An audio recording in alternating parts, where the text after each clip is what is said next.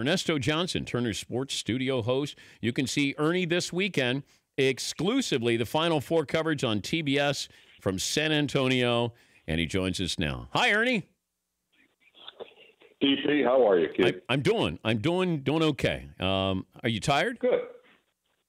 Oh no, I'm raring to go, man. Going to San Antonio on Friday, all ready to go for the Final Four, man.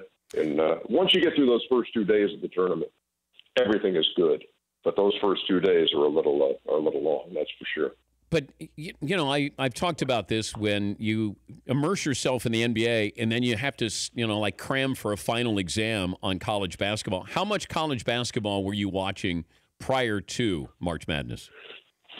I think, now that we're 8 years deep, it's kind of like you can kind of look at that and say, okay, I'm going to watch it. There might be a couple of showcase games early in November, December that you might want to watch, but really January, February, you're kind of keeping a lot sharper eye on it. And then you're getting some stuff from your research guys who are saying, hey, keep an eye on this guy, keep an eye on this team. Let's see how this team does with this guy hurt.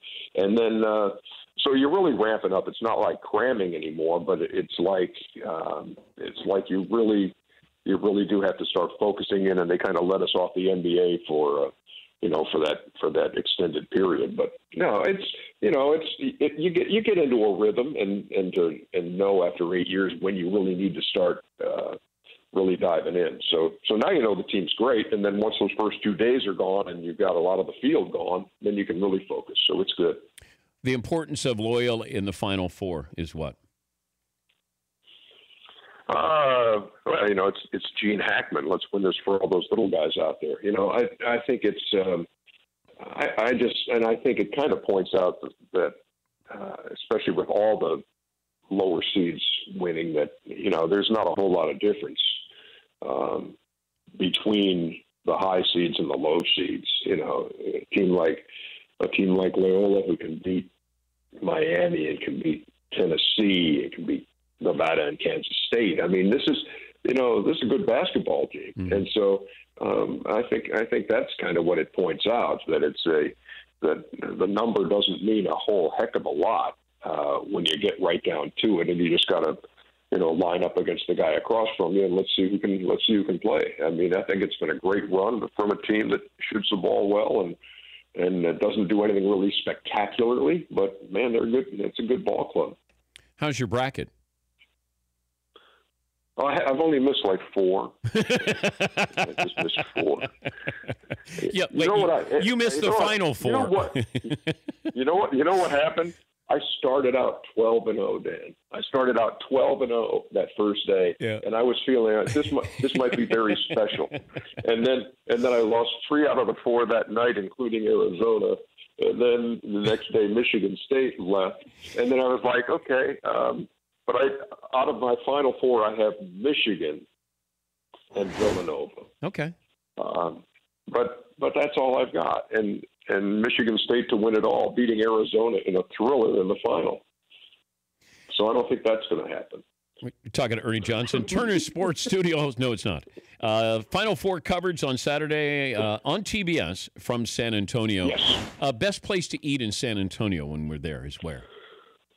Oh, I wish I had this specific name, but I know there's a place on the Riverwalk where they come up to the table and make the guacamole right there while you sit. That's my favorite place.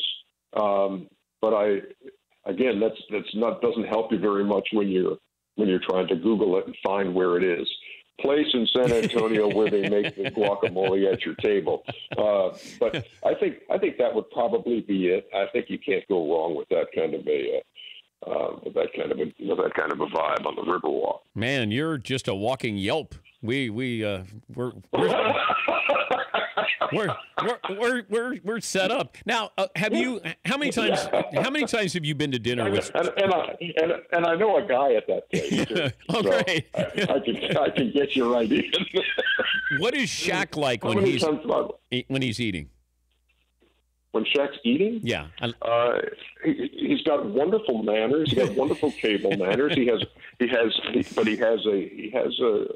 a pretty good appetite, and But yeah, no, he's great. I like going out to eat with him and Chuckster and Shaq. And I can name, it's probably just a few times that we've done that, but nothing spectacular, nothing out of the ordinary. It's not like, Shaq is going to eat and then no one else in the restaurant can. It's not like all the food is there. It's just like going out with anybody else, especially when they pick up the tab. Of course. Have you ever gotten hit by Shaq accidentally? No, for some reason, I have not been the target of one of his these hide behind the door and jump out and tackle somebody things. He prefers to go with somebody who is really big. So he'll pick up Charles every now and then and come up behind him and just lift him off the ground and place him on a sofa. But he hasn't done that to me, but he can't help it. Remember when they used to say, the guy's impossible to officiate because he's just so big? Yeah. He does. I mean, he will just turn around in the normal course of business to go get something he forgot in the makeup room and nudge you, and you find yourself 15 feet away from where you started. He just can't, he's got this uncontrollable kind of, bulk. But no, he's done nothing to me that was at all spiteful or attempting to injure me, because I wouldn't be here to explain it to you. Boudreaux's is the place. Famous guacamole. So that's there you go. Yeah. So they Boudreaux's. They have guacamole. They make it right at your table, and it's right on the Riverwalk. So there you go. Yeah, there you go. Yeah. Thank you so much for that. Yeah, I'm glad to be able to tell you it. your favorite place on the Riverwalk. Thank you. So I appreciate that. And now I just need to try to get in there. That's going to be impossible. I mean, I think it's going to be. It is now. I don't know how. It is now. Yeah, it is now. No, not when I say, hey, I'm the guy who shouted you out on the Dan Patrick show. Yeah, good luck you're with the that. guy who shouted out You're the guy who shouted out the place that makes its own guacamole at your table. Yeah, exactly. One final question has to do with Golden State. Can this be good for the NBA, that you have a little bit of uncertainty with the Golden State Warriors right now? Drama's always good, Dan. We know that at TNT, and I think anytime, if you go into a series and look, here's what I've been saying it the whole year.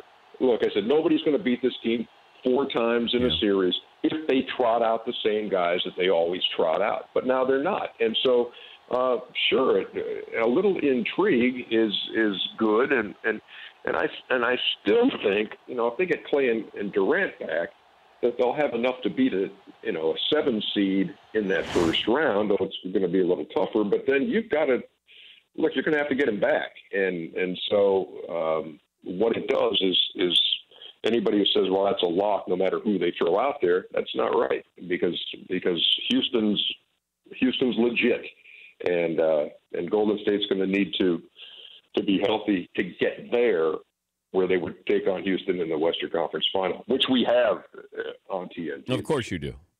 Of course you do. Yeah, I just wanted to let you know we got the West this year for the Conference Final. And you guys know drama on TNT. And good guacamole. I'll see you on the Riverwalk, Ernie. It'll be pretty emotional. I'll see you at Boudreaux's. Yeah. Bring as many guys as you want. I can get us in there. I'm sure you